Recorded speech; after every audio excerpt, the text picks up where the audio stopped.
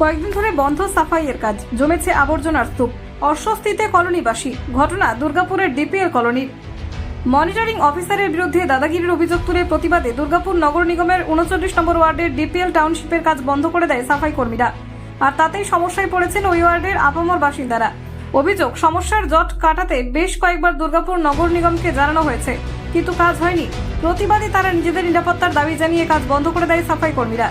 এমন অবস্থায় বিগত 5 দিন ধরে ডিপিএল টাউনশিপে বাড়ি বাড়ি বর্জ্য সংগ্রহ করার কাজ বন্ধ রয়েছে।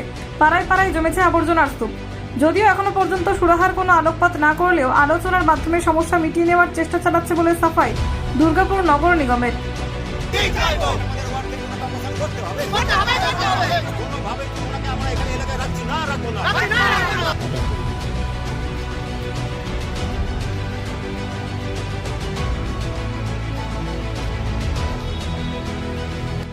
পরিষেবাটা বন্ধ রেখে দিয়ে স্বস্তিকা সামন্ত আমাদেরকে বসিয়ে দেবে। ওনার এই পাওয়ারটা কোথা থেকে আসছে বা উনি কার সঙ্গে যোগাযোগ রেখে আমাদেরকে বলেছে এই 5 দিন মানে আমাদেরকে এই লেবারগুলোকে বসিয়ে দেবে।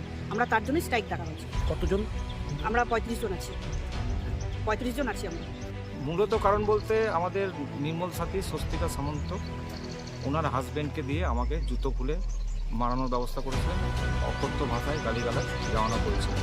উনি মজুদ ছিলেন ওখানে। এর বিরুদ্ধে আমাদের যারা সবাই কর্মচারী আছে তারা একটা অলরেডি নিরাপত্তাহীনতায় ভুগছিল, সেই হিসাবে তারা যেখানে জানানোর হেড অফিসে জানানো হয়েছিল আর কোনো রিপ্লাই ছিল না বলে একদিন স্ট্রাইক ডেকেছে সবাই কর্মচারী। কদিন ধরে স্ট্রাইক? আজকে নিয়ে 5 দিনে পড়ল।